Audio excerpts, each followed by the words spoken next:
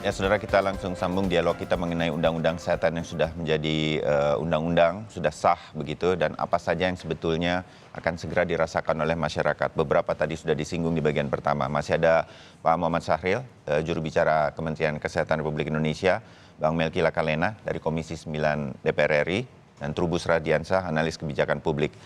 Pak Syahril, dilanjutkan sedikit, tadi ada catatan dari Mas Trubus yang juga menjadi eh, yang selama ini menurut saya yakini terus dirasakan oleh masyarakat, masih ada perbedaan layanan BPJS dan non-BPJS. Nah, ini juga menjadi salah satu yang akan segera diperbaiki dalam waktu dekat, Pak Saril, dengan Undang-Undang Kesehatan yang baru. Betul. Kata kuncinya ada tiga, Pak Bayu. Satu adalah akses, ya, kemudahan akses. Yang kedua adalah mutu atau kualitas layanan. Yang ketiga murah. Nah, ketiga hal ini yang terjadi di masyarakat kita, sulitnya akses, kemudian mutu yang disebutkan tadi, ada sebagian yang mungkin tidak sama. Nah, dengan undang-undang ini, kita berharap semuanya akan menjawab itu. Bagaimana akses mudah sampai ke seluruh pelosok, dengan cara apa? Seluruh fasilitas pelayanan, puskesmas, rumah sakit mempunyai standar yang sama. Kemudian juga SDM yang sama. Kemudian mutunya ya sama karena dikendalikan dan diatur secara nasional, bahwasanya layanan di rumah sakit begitu loh standarnya, layanan di puskesmas juga harus begini. Nah, dengan itu maka akhirnya kita akan memberikan layanan yang murah, Pak. Yang saat ini kan sebagian ya Pak Trubus, ya, dirasakan layanan kesehatan terutama di rumah sakit kan mahal. Ya kan? Nah, untuk itu kita akan menjawab ini. Mudah-mudahan memang niat kita ini ya Pak Melki, ya, mudah diakses, ya, karena merata, kemudian juga mutunya harus dijamin, termasuk antara BPJS dan tidak BPJS. BPJS dan tidak BPJS itu kan hanya beda cara pembayaran, ya, Mas Bayu, Iya, ya.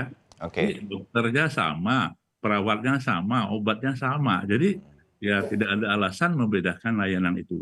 Yang hanya saja mungkin perlu di-clear-kan bahwa banyaknya pasien BPJS menyebabkan juga mungkin antrian yang berbeda dengan yang berbeda. Itu saja sebetulnya. Oke, Sehingga ya. dan nanti diratakan ini, maka tidak semuanya harus ke Jakarta dong. Tidak semuanya harus ke Darmais atau ke Harapan Kita, tapi cukup di beberapa provinsi yang memang sudah standarnya sama. Oke, itu harapan-harapannya. Baik, satu lagi yang sekarang juga dirasakan masyarakat, saya ke Bang Melki Lakalena. Ini ada hubungannya juga dengan, saya menyebutnya apa ya, hubungan baik yang terjadi nanti antara pemerintah, Kementerian Kesehatan yang menerapkan Undang-Undang Kesehatan ini dengan niat-niat baik tadi yang seperti disampaikan Pak Sahril dan juga Bang Melki, dengan para tenaga kesehatan nih, teman-teman kita, kalau nggak ada mereka ya gimana undang-undang ini mau jalan juga kan. Jadi harmonisasi seperti apa yang mungkin harus berjalan.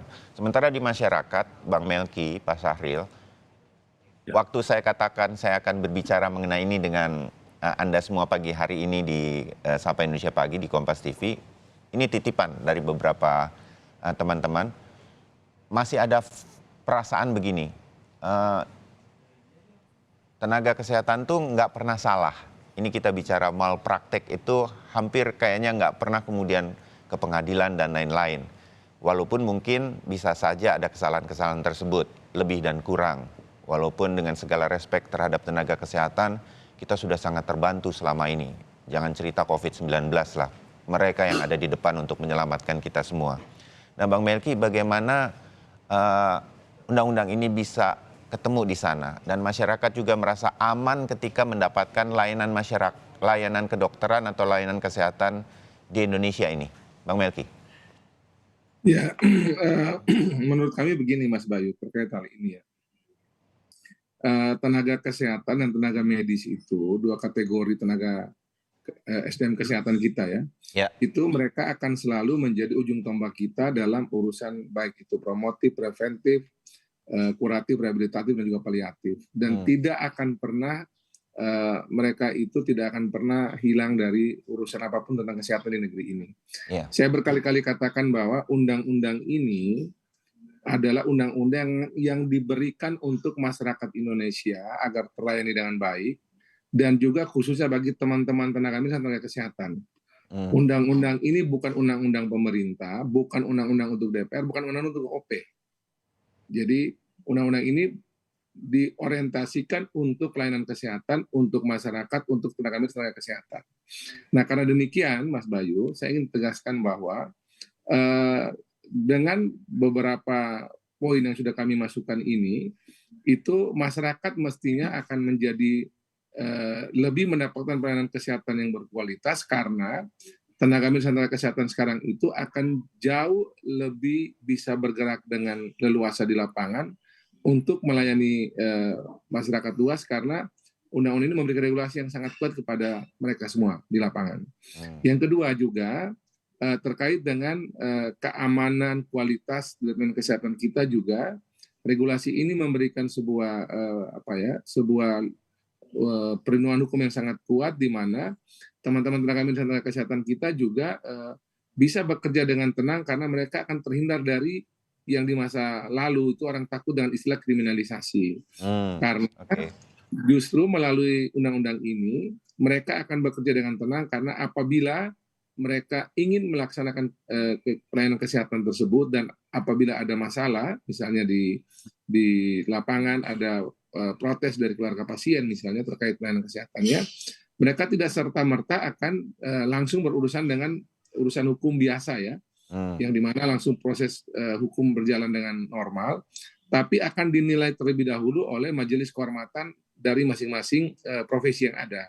Apakah problem ini adalah problem yang bersifat profesi yang bisa dijelaskan sebenarnya, ataukah ini memang problem yang urusannya dengan kaitan urusan pidana. Nah, ini juga akan nanti dilalui dalam proses penilaian terhadap problem pelayanan kesehatan di lapangan. Jadi masyarakatnya nanti lebih tenang menghadapi seluruh pelayanan kesehatan ke depan, juga tenaga medis dan kesehatan juga lebih tenang karena sebenarnya gini Mas Bayu, di urusan kesehatan ini kecepatan pelayanan itu penting karena dia itu berurusan langsung dengan bagaimana nasib dari pasien tersebut. Jadi apabila ditangani dengan cepat, dengan sigap, dengan gercepnya itu akan sangat menentukan apakah pasien tersebut bisa kembali normal atau bisa dicegah lebih kerusakan lebih dalam atau bahkan bisa meninggal apabila terlambat penanganan. Nah, kami sangat memberikan concern kepada hal ini sehingga baik tenaga medis maupun tenaga kesehatan dan juga masyarakat kita perkuat betul dalam undang-undang ini agar jelas batasannya tinggal nanti diteruskan oleh undang-undang turunannya. Nah, saya mau tadi konsen terkait ini Mas Bayu, terkait dengan soal BPJS tadi. Kami dengan sengaja tidak masuk membicarakan terkait soal BPJS sehingga memang undang-undang BPJS dan SDSN itu tidak kita sentuh dan kita kembalikan kepada yang hari ini berjalan. Misalnya juga saya tahu ada mungkin ini salah atau hoax yang berkembang lagi ataupun salah interpretasi orang terkait dengan misalnya soal kepesertaan dari anggota para pekerja kita, tidak ada kami sentuh di undang-undang ini, tetap existing yang berlaku di undang BPJS. Jadi tetap seperti biasa, pekerja tetap mendapatkan BPJS kesehatan, kemudian juga keluarga juga kita harapkan juga seluruhnya bisa ikut. Jadi ini tidak akan keluar dari instruksi presiden yang sudah dikeluarkan untuk melakukan percepatan JKN di tanah air. Jadi tidak ada masalah, BPJS juga tetap berjalan seperti normal karena undang-undang BPJS tidak kami sentuh sama sekali di urusan undang-undang omnibus kesehatan ini. Oke, jadi dari sisi masyarakat, dari sisi profesi, mudah-mudahan undang-undang kesehatan ini tetap melindungi, terutama dengan organisasi profesi nanti ada. Dan kemudian dari sisi masyarakat, kalau memang terjadi sesuatu yang malpraktek begitu dari rumah sakit atau profesi tenaga kesehatan, itu juga sebetulnya akan terjamin lewat undang-undang kesehatan ini. Ini dipastikan juga ya, Bang Melki? Benar. Jadi misalnya gini ya, kita juga di undang-undang kesehatan ini memastikan bahwa setiap pasien yang sampai di fasilitas pelayanan kesehatan, puskesmas rumah sakit itu wajib segera ditangani. Tidak boleh ditanya macam-macam lagi urusan administrasi dan sebagainya. Harus wajib segera ditangani. Dan apabila ada kejadian di lapangan di mana pasien tersebut tidak segera dilayani, undang-undang ini juga memberikan sanksi kepada penyelenggara kesehatan dan orang yang bertanggung jawab terhadap ketidakcepatan pelayanan terhadap pasien yang membutuhkan pertolongan tersebut. Jadi undang-undang ini juga menjamin bagaimana kecepatan pelayanan dan ada sanksi bagi fasilitas pelayanan kesehatan yang tidak menjalankan urusan ini. Dan itu di dalam undang-undang ini kita berikan juga pesan yang keras terhadap hal tersebut. Termasuk juga tadi Mas Bayu terkait dengan OP, organisasi profesi juga nggak usah khawatir, tetap ada di negeri ini, tetap akan bisa bekerja dengan sebuah iklim baru yang berbeda dengan yang lalu. Yang kalau dulu itu yang saya dengar dari beberapa catatan para senior kesehatan di tanah air, sebelum 2024 itu sebenarnya yang kita buat ini sudah juga terjalan sebenarnya waktu era tersebut ya. Nah, tapi waktu 2004 itu kemudian kewenangan negara ini dipinjamkan atau diberikan kepada OP. Yang kemudian dalam perjalanannya kita lihat ternyata koordinasi antara OP dan pemerintah tidak berjalan, sehingga melalui undang-undang ini sebenarnya pemerintah mengambil alih lagi kewenangan yang dia berikan kepada OP. Okay. Nah, tapi dengan tetap OP-nya tetap hidup dan mungkin akan lebih dari satu, karena undang-undang ini memberikan pesan bahwa setiap atau tenaga medis dan tenaga kesehatan berhak membuat OP dan nanti akan distandarisasi oleh pemerintah. Okay. Kalau kita ingat Mas Bayu, dulu juga untuk urusan rumah sakit itu kita cuma hanya satu, namanya KARS. Dialah yang menilai seluruh urusan rumah sakit di negeri ini.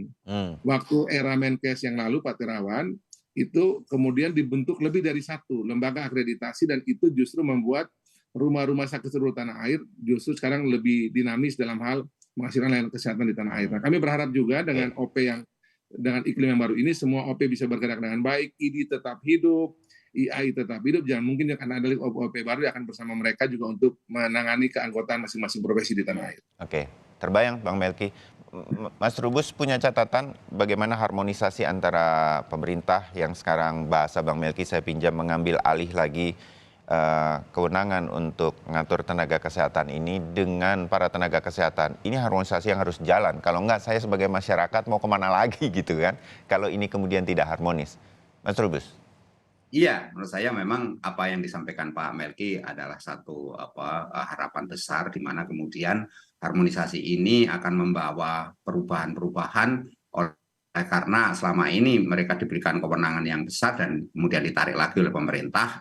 Itu ada satu gap perbedaan cara berpikir menurut saya, tetapi yang jelas mereka ini harus diberi semacam komunikasi publik yang baik. Karena itu tugaslah ke pemerintah dan kesehatan agar para OP ini tidak merasa menjadi kuda Troya untuk keperluan-keperluan ini yang lebih besar dalam hal kesehatan, tetapi juga khawatir saya juga memang pada dasarnya pihak-pihak tertentu memanfaatkan OP itu untuk kepentingan-kepentingan yang lebih besar, dalam arti bahwa bagaimana kemudian masyarakat dalam hal ini tetap memperoleh layanan publik yang baik.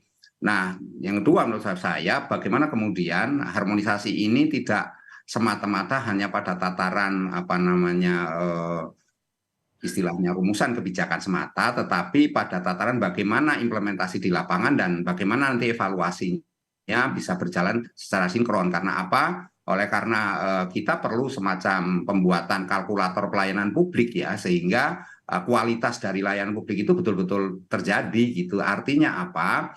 Ketika nanti apa yang disampaikan Pak Melki terkait dengan BPJS dan sebagainya dan OP itu sendiri bisa berjalan sesuai dengan harapan kita, karena selama ini memang masyarakat selalu memandang bahwa apa yang dilakukan pemerintah itu nggak ada sanksi kepada mereka-mereka yang melakukan pelanggaran-pelanggaran. Baik itu tadi disebut ada di dalam penyelenggara kesehatan sekarang dapat sanksi dengan adanya undang-undang ini, Mas. Tetapi nanti itu harapannya ada penegakan yang betul gitu, karena selama ini kan mereka ya jujur saja yang namanya tenaga kesehatan itu seperti dewa, Mas. Mereka nggak bisa disalahkan, mereka seperti orang sakti itu yang kemudian menganggap diri sebagai serba benar dan serba bisa. Jadi penyakit menurut saya sindrom Thanos itu seringkali menjadi problem tersendiri, di mana tenaga kesehatan ini merasa diri sering menjadi orang yang paling berbeda gitu, paling berkuasa. Nah, arogansi ini saya rasa sudah bisa dilakukan pembenahan melalui undang-undang ini. Harapannya kemudian masyarakat akan terlindungi.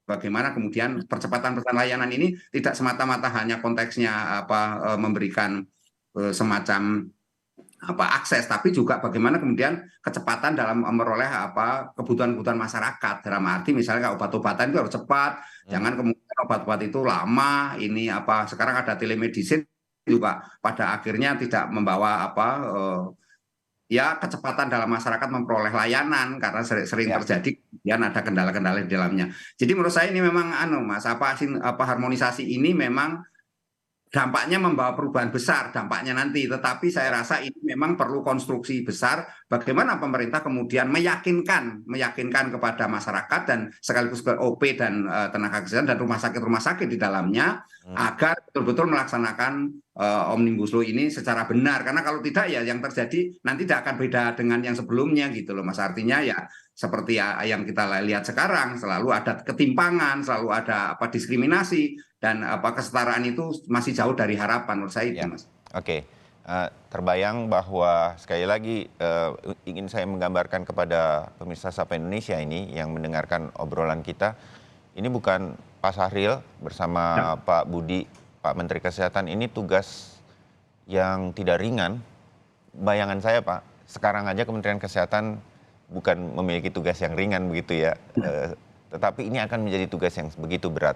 Bahasa Mas Trubus tadi ini semua akan diambil alih oleh pemerintah, dalam hal ini Kementerian Kesehatan. Begitu banyak hal, organisasi profesinya, transformasi kesehatannya, layanan masyarakatnya yang kita tuh kan kepengennya murah, cepat lagi gitu kira-kira. Kalau itu bisa terjadi bukan main, kalau arahnya saja ke sana. Mengambil alih lagi kewenangan milik pemerintah ini untuk mengatur banyak hal ini. Nah, apa yang akan dilakukan oleh Kementerian Kesehatan sendiri Pak Syahril? Kalau boleh saya ingin mengatakan, kemampuan dari Kementerian Kesehatan sendiri nanti akan dibenahi juga, ada transformasi yang khusus untuk begitu besar tanggung jawab ini, Pak Syahril?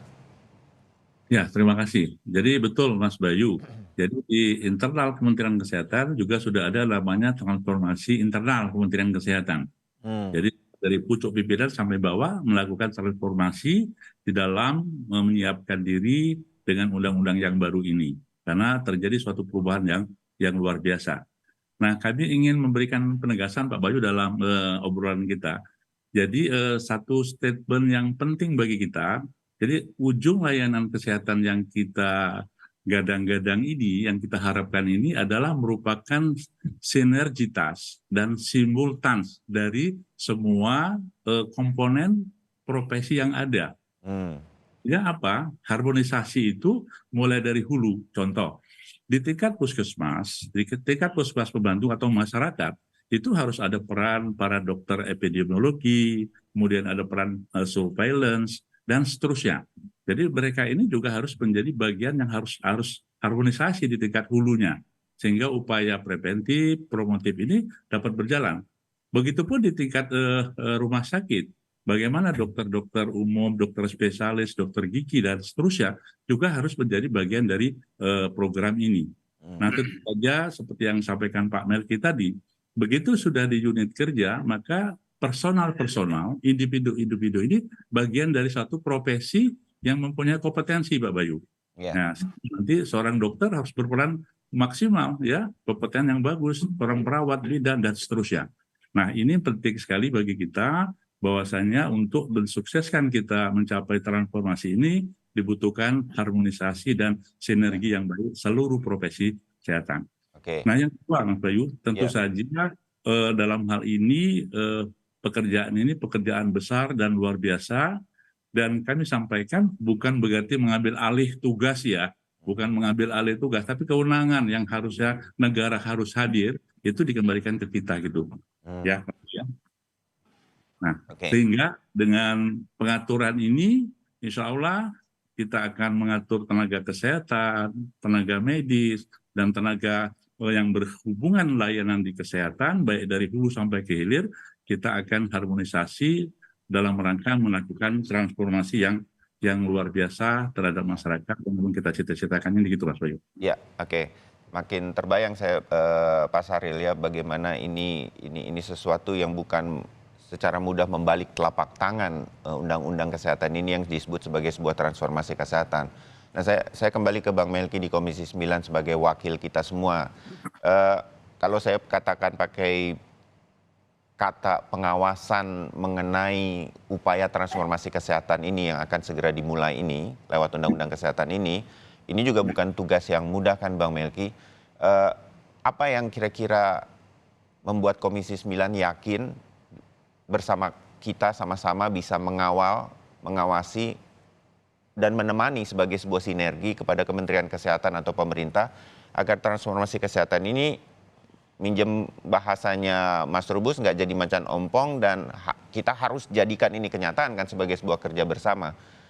Apa yang terbayang di Komisi 9 bersama pemerintah agar ini bisa ke arah yang barusan kita obrolkan begitu? Pelan tapi pasti. Ya, yang pertama begini Mas Bayu. Yang pertama adalah ada kurang lebih kebutuhan ya yang ada dari pasal-pasal 458 pasal 20 bab ini. Ada 100 PP yang harus dibuat dan ada 5 Permenkes dan 2 Perpres harus kita susun lanjutan dari undang-undang ini. Yang itu harus segera dibuat, apakah dibuat 1 PP misalnya untuk menjembatani seluruh PP yang akan dibentuk ataupun lebih dari 1, itu silakan pemerintah menyusun. Tapi ini adalah pekerjaan pertama harus dilakukan pasca undang-undang ini sudah disahkan DPR dan kemudian akan disetujui oleh pemerintah melalui tanda tangan Pak Presiden dan dimasukkan lembaran negara. Ini pekerjaan pertama yang penting untuk kita juga dari awal waktu kita susun undang-undang ini, selalu dalam rapat-rapat panja kami ingatkan secara paralel juga pemerintah segera mempersiapkan PP-nya. Karena ini catatan dari beberapa profesor yang saya kirimkan semua draft lengkap undang-undang ini, setelah jadi disahkan kemarin, kemudian juga bagaimana kronologisnya, substansi yang diberikan. Rata-rata mereka mengatakan Bapak Melki dorong pemerintah agar peraturan turunannya segera dihasilkan. Dan kami dapat komitmen dari pemerintah bahwa dalam waktu yang secepat-cepatnya dengan melibatkan partisipasi publik, pemerintah akan menyusun peraturan turunannya dengan cepat dan melibatkan pendapat publik sehingga nanti peraturan turunannya betul-betul bisa mengakomodasi banyak kepentingan yang kita tadi diskusikan. Yang kedua Mas Bayu adalah undang-undang ini juga ada yang namanya rencana induk bidang kesehatan. Ini semacam kita menyusun repelita di masa lalu di mana perencanaan kesehatan di tingkat pusat dan daerah akan merujuk pada yang namanya RIBK ini, rencana induk bidang kesehatan. Di mana seluruh program-program kesehatan di tingkat pusat sampai ke seluruh Indonesia itu akan dirumuskan di sana, diterjemahkan, dibuat program, termasuk nanti anggaran akan menginduk ke situ, bagaimana kita menyiapkan anggaran di pusat dan di daerah, sehingga nanti ini akan menjadi panduan kita untuk menangani persoalan kesehatan tanah air dan melakukan pelayanan kesehatan tanah air, sehingga kita punya panduan yang jelas dan terukur, Mas. Jadi ini ganti menteri, ganti presiden, nggak masalah, blueprintnya harus tidak ada masalah, tidak masalah. Jadi blueprintnya akan dibuat di situ dan kami sudah dapat komitmen juga dari Pak Menkes bahwa berbagai kebutuhan terkait dengan bagaimana itu dipenuhi dalam berbagai aspek itu juga pemerintah sudah siapkan dan juga sudah disetujui oleh Pak Presiden dan juga Menteri Keuangan dan sebagainya. Jadi kami melihat bahwa dengan tadi yang sudah disampaikan juga terkait mandatory spending yang tidak dibuat khusus di sini secara angka di Undang-Undang Kesehatan yang lama 5%, yang baru sebenarnya juga kami mengusulkan 10%, tapi kemudian tidak dengan angka semacam itu di undang-undang ini.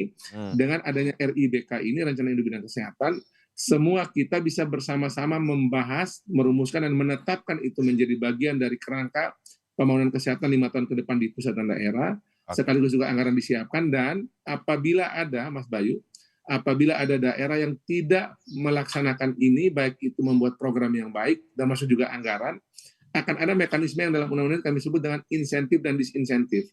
Jadi bagi daerah yang melaksanakan akan ada insentif dari pemerintah pusat tentunya, dari Kemenkes misalnya, apakah alokasi dan alokasi khusus kesehatannya bagus, dari Kementerian Keuangan apakah mungkin ada tambahan anggaran tertentu misalnya, ataupun dari Kementerian Dalam Negeri ada juga catatan tertentu, tapi bagi yang melaksanakan akan ada reward bagi yang bersangkutan, bagi yang tidak melaksanakan daerah tersebut akan mendapatkan punishment. Jadi kami percaya bahwa dengan semangat semacam ini, semua bekerja sama, bekerja keras, sinergi di pusat dan daerah, program kesehatan yang kita ingin rumuskan ini bisa jalan.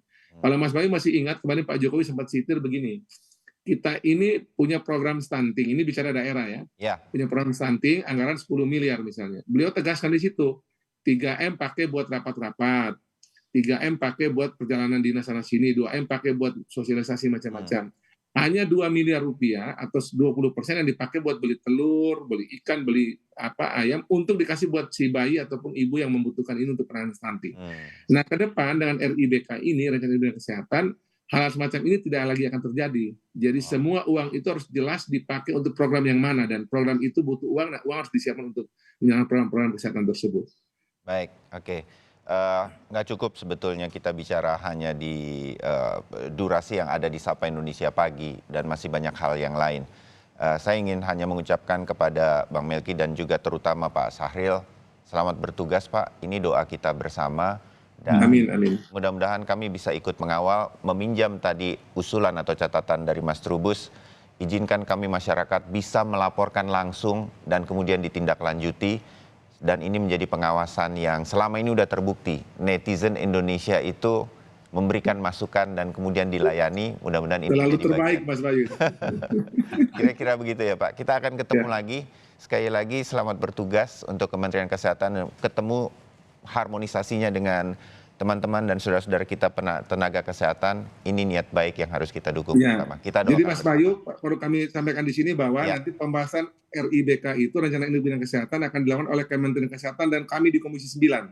Jadi nanti tolong masukannya kami tunggu untuk kita membahas ini dengan baik. Ya, oke. Kita akan terus bersama-sama melihat ini pelan tapi pasti semoga ini terjadi sebagai Amin. sebuah upaya atau niat baik kita semua. Terima kasih Mas Trubus, terima kasih Bang Melki, Pak Saril, Terima terima kasih kasih. waktunya. Selamat pagi. Mas Trubus, terima kasih juga.